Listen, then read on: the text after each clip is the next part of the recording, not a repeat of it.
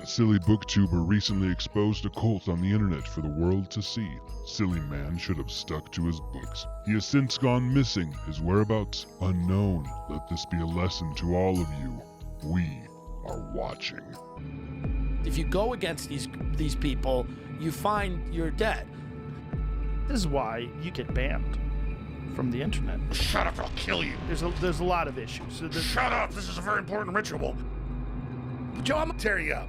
You're gonna get hammered.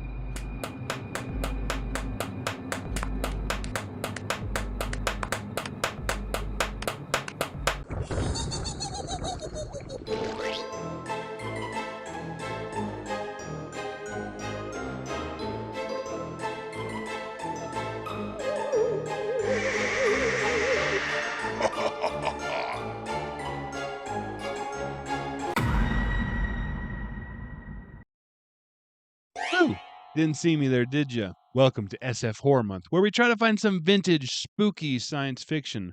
Perhaps something no one has heard of or no one is talking about. Perhaps a spooky, lost literary classic? Who knows? But honestly, I figured the universe still owes me after last week. But before we get to the book, let's chat for a moment about my buddy Billy, William Anthony Sambrot. Is it Sambrot or is it Sambro? He's Italian. I mean, does that mean anything? Do the Italians arbitrarily drop the T sometimes like the French do?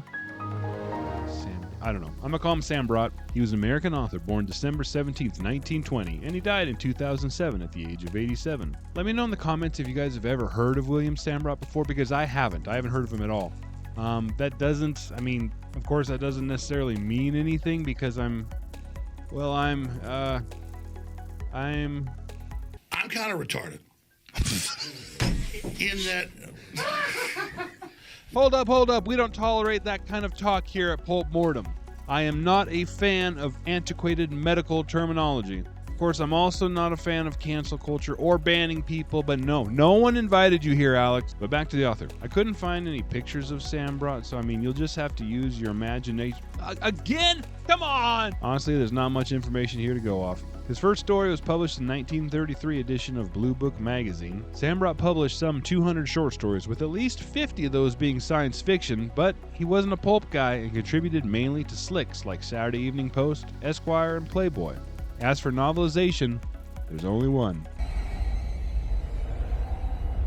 There can be only one. Which brings us to Island of Fear and other science fiction stories.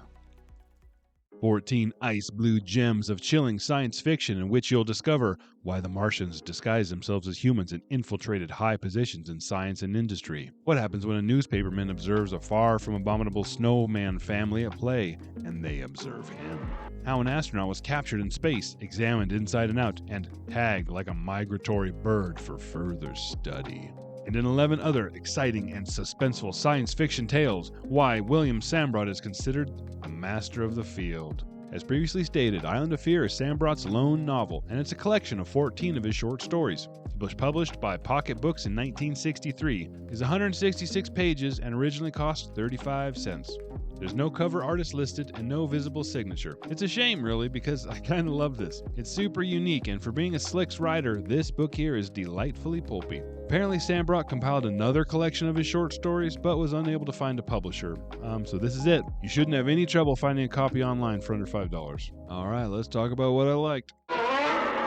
Sambrot is just fine as a writer as far as his skill goes. No issues, no complaints from me there. Most of these stories at least had some entertainment value, which is good.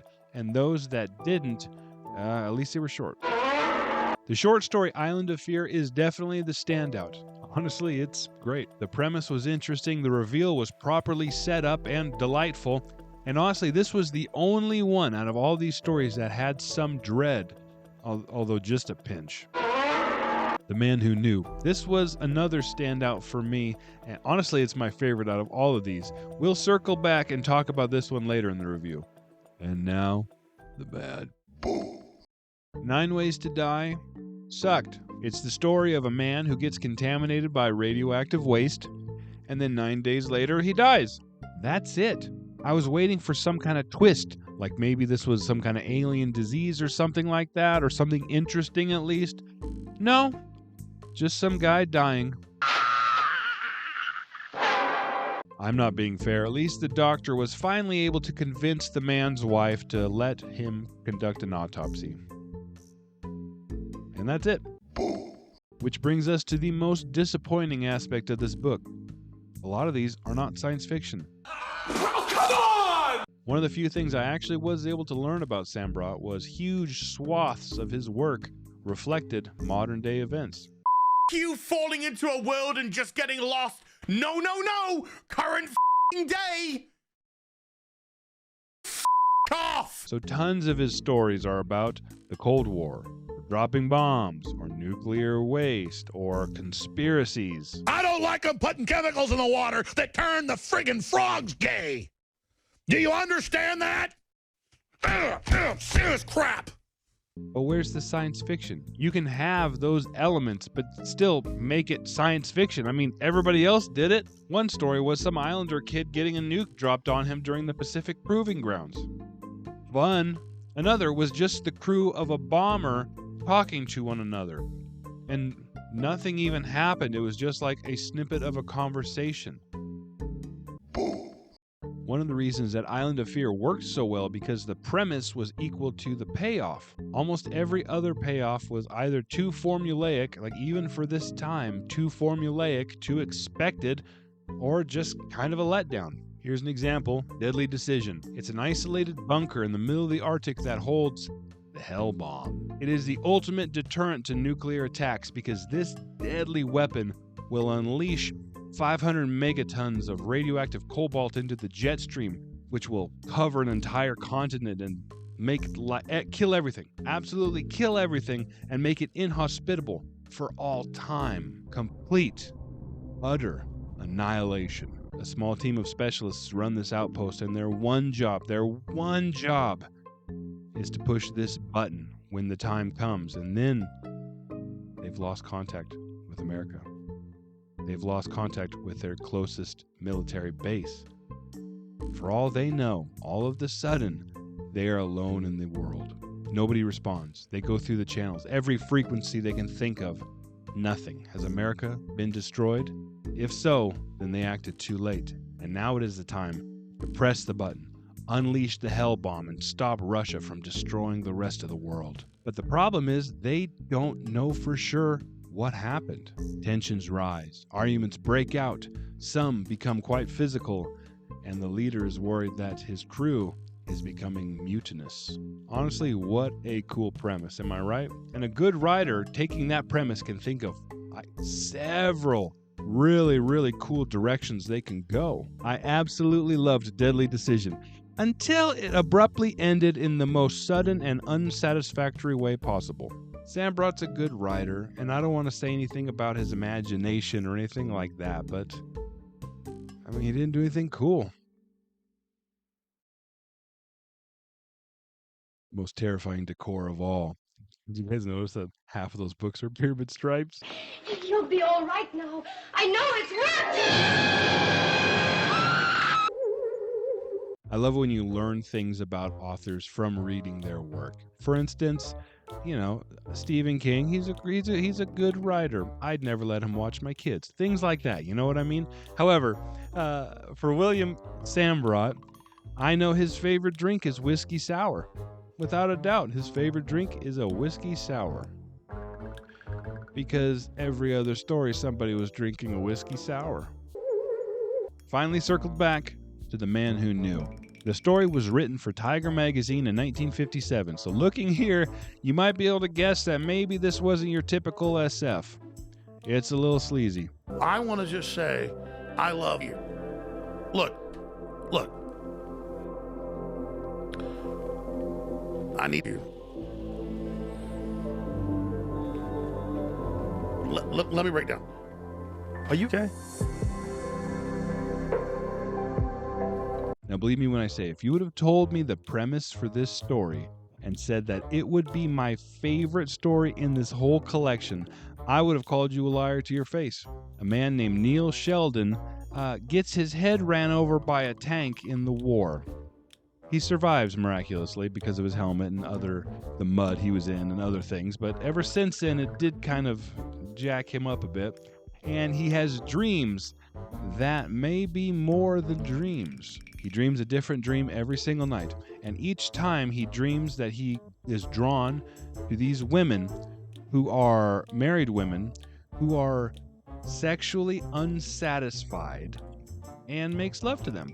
But then in the morning he'll wake up and his clothes are dirty, or there's him wearing his boots with mud on them, or maybe it was raining in the dream and he wakes up completely wet, soaked in bed, things like that. Injuries he sustains during the dream, he wakes up and there they are. He knows that these dreams are more than mere dreams, so he ends up going to a psychiatrist to help. He has to get them stopped.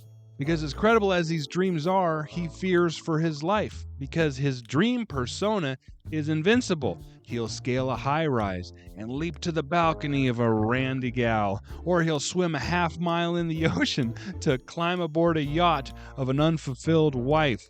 His dream persona seems invincible, but his waking body is paying for it. In addition to all of this danger, the women in these dreams are subsequently becoming more and more vigorous. That's the premise. Honestly, it's not my flavor. It's not my kind of story. But I love this one. Not the premise, not the story up to this point, but the payoff, which I won't spoil for you guys. The payoff here was actually so clever. It subverted my expectations, and more so, it actually made me laugh out loud. It was hilarious. Listen, I know I'm a goofball here on YouTube, right? But when I'm reading by myself, it takes a lot to even get me to do the something like that. I literally laughed out loud by myself. It's so funny because after so many disappointing endings, I expected the most obvious and lame ending here. I was pleasantly surprised. So what's the verdict? Personal collection with a big fat caveat or two. Most of these stories aren't worth reading. A couple are okay. I wouldn't order this online or go out of your way to pick it up. But if you see it and it's only $1 or $2, it's worth a small handful of change. The cover's fun, the titular story's pretty good, and The Man Who Knew was great and a lot of fun. Plus, it's the only published novel from an author who probably deserved more. But how spooky is this? Get out your PKE meter and let's see. 1 out of 10. This isn't scary, creepy, or spooky.